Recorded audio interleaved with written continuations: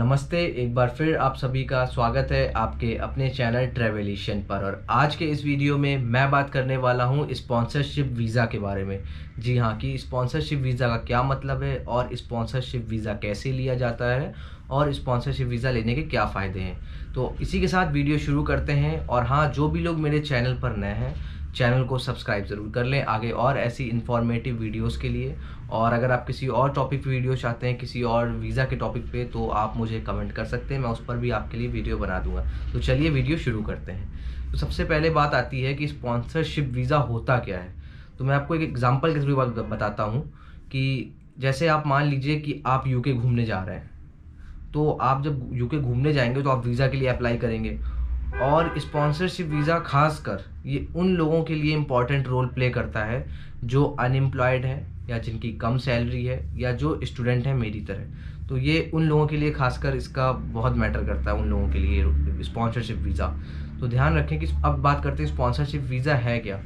तो चलिए, जैसे आप मान लीजिए यूके गए घूमने, तो जब आप वीज़ा के लिए अप्लाई करेंगे तो वीज़ा एम्बेसी आपकी अर्निंग और आपका फाइनेंशियल स्टेटस जो है वही देख के आपको वीज़ा देती है कि हाँ, आपके पास इतने पैसे हैं अपनी ट्रिप को सपोर्ट करने के लिए कि आप यूके जैसे महंगे देश में घूमने के लिए जा रहे हैं। लंदन और ये सब एक्सपेंसिव सिटीज़ हैं, तो आप यहाँ घूमने के लिए जा रहे हैं तो आपके सफिशिएंट फंड है अपनी ट्रिप को सपोर्ट करने के लिए।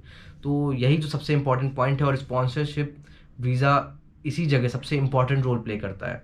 तो आप जब घूमने जा रहे हैं यूके, तो जो भी आपका आने जाने का खर्चा है या आप वहाँ का जो आप होटल बुकिंग हो गई, आपका होटल में रहने का खर्चा, आपका खाने पीने का खर्चा, और जो आप वहाँ घूमेंगे आपके घूमने का खर्चा, कन्वेंस का खर्चा, जो भी आप ट्रैवलिंग के लिए मोड्स ऑफ ट्रैवल यूज़ करेंगे, बस, रेलवेज़ या जो भी टैक्सी, तो उसका खर्चा वो आपके बिहाफ पे कोई तीसरा बंदा पे करेगा।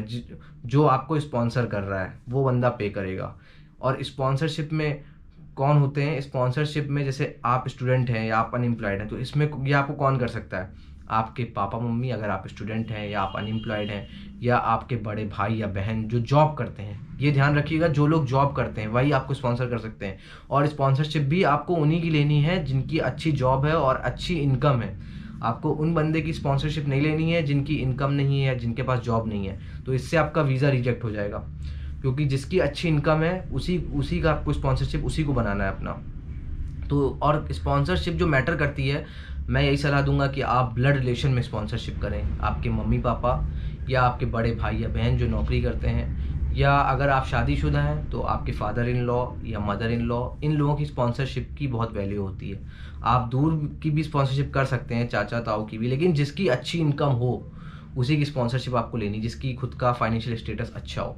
तो आपकी और स्पॉन्सरशिप का से आपके वीज़ा लगने के चांसेस भी बढ़ जाते हैं। अगर एक अच्छा मतलब अच्छा पैसे वाला बंदा आपकी ट्रिप को स्पॉन्सर कर रहा है तो आपके चांसेस बढ़ जाते हैं, वीज़ा भी आपको मिल जाएगा।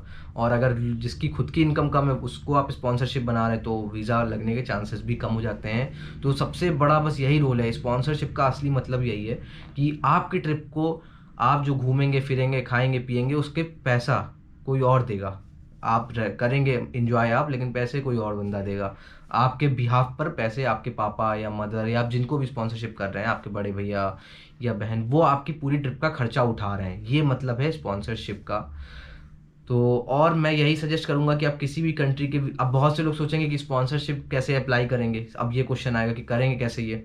तो इसके लिए मैं यही कहूँगा किसी अच्छे ट्रैवल एक्सपर्ट की हेल्प लें आप। खुद से वीज़ा ना अप्लाई करें। मैं सबको ये सजेस्ट करता हूँ, जो भी लोग फर्स्ट टाइम कहीं इंटरनेशनल ट्रिप का प्लान कर रहे हैं, तो खुद से वीज़ा अप्लाई आप दुबई के लिए कर सकते हैं। दुबई हो गया, मलेशिया, सिंगापुर। लेकिन अगर आप यूके या यूएसए जैसी कंट्री या यूरोपियन कंट्रीज जाना चाहते हैं तो खुद से वीज़ा के लिए ना अप्लाई करें, क्योंकि यहाँ वीज़ा रिजेक्शन होने के चांसेस बढ़ जाते हैं। और जबकि वीज़ा अप्रूव हो जाएगा, अगर आपके सब डॉक्यूमेंट क्लियर है, तो वीज़ा किसी भी कंट्री का हो वो कोई मैटर नहीं करता, आपका वीज़ा अप्रूव हो ही जाएगा अगर आपके सब डॉक्यूमेंट्स क्लियर हैं। लेकिन गलती हो जाती है फॉर्म भरने में, फॉर्म में कोई चीज़ आपसे मिस्टेक हो गई क्योंकि आप फर्स्ट टाइम अप्लाई कर रहे हैं। तो अगर ट्रैवल एक्सपर्ट से आप कराएंगे, और हर शहर में आज के टाइम पे हर शहर में ट्रैवल एक्सपर्ट्स होते हैं, अच्छे अच्छे ट्रैवल एजेंट हैं, आप भरोसेमंद ट्रैवल एक्सपर्ट की ही मदद लेंगे, क्योंकि फ्रॉड भी बहुत होता है वीज़ा को लेकर। और मैंने देखा है कई लोगों से पैसे ठगे भी गए हैं वीज़ा को लेकर, खासकर यूएसए, यूके और कनाडा के वीज़ा को लेकर। तो और वीज़ा हर कंट्री का बहुत नॉमिनल से प्राइस में मिलता है, 12 से 13 हज़ार रुपये में आपको यूएस का वीज़ा मिल जाएगा। और शेनेगन वीज़ा भी आपको करीब 11 साढ़े 11 हज़ार में शेनेगन वीज़ा भी मिल जाएगा। इतने मतलब मैं बता रहा हूँ ये अमाउंट एवरेज है कि इतने में आपको वीज़ा मिल जाता है। दुबई का वीज़ा भी 6 से 7 हज़ार मिल जाता है। लेकिन आप अगर फ्रॉड में फंसते हैं तो वो यही वीज़ा आपको 50 हज़ार, 1 लाख, 2 लाख, 3 लाख, वो कितना ले जाए कोई भरोसा नहीं। तो कभी भी फ्रॉड ना पड़े। जो आपसे ऊट पटांग पैसे मांगे, अगर आपको लगे आप फंस भी चुके हैं, तो आपको लगे कोई अनाप शनाप पैसे मांग रहा हो, तुरंत कहिए भैया मुझे वीज़ा नहीं चाहिए।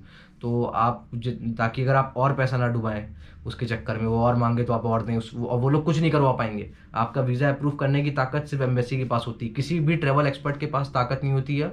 और कोई भी ट्रैवल एक्सपर्ट आपका वीज़ा अप्रूव होने की गारंटी नहीं ले सकता 101%। क्योंकि ऐसे भी केस हैं जहां आदमी के सब डॉक्यूमेंट्स प्रॉपर थे, सब कुछ एकदम सही था, उसका भी वीज़ा रिजेक्ट हुआ है। मतलब 1% ऐसा भी हुआ है, सच में ऐसा हुआ है। मेरे परिचित में एक थे, उनका यूएस का वीज़ा अप्लाई होना था, तो उनके सब डॉक्यूमेंट्स एकदम प्रॉपर, फाइलिंग एकदम प्रॉपर, बट उनका वीज़ा रिजेक्ट हो गया। जबकि जब उन्होंने नेक्स्ट ईयर अप्लाई किया था, अगले उसके बाद फिर से सेकंड टाइम, तो उनका वीज़ा अप्रूव हो गया था। तो ऐसा भी होता है, बाई लक भी होता है, लक का भी खेल होता है कभी कभी। और ऐसे भी लोग हैं जिनके कम सैलरी है, उनके डॉक्यूमेंट्स भी प्रॉपर नहीं है और सैलरी कम है, और उनका वीज़ा अप्रूव हो गया। और वीज़ा ऑफिसर के ऊपर भी डिपेंड करती है ये चीज़ कि आपको वीज़ा ऑफिसर कैसा मिला है। कुछ वीज़ा ऑफिसर बहुत पोलाइट होते हैं, इजीली आपकी फ़ाइल एक्सेप्ट कर लेंगे, अप्रूव कर देंगे, थोड़ा सा देखेंगे। कुछ होते हैं बहुत गहराई तक जाते हैं और आपका उसके बावजूद आपका वीज़ा रिजेक्ट भी कर देते हैं। तो आज की वीडियो में सिर्फ इतना ही। फिर मिलेंगे आपसे अगली वीडियो में, तब तक के लिए गुड बाय, जय हिंद।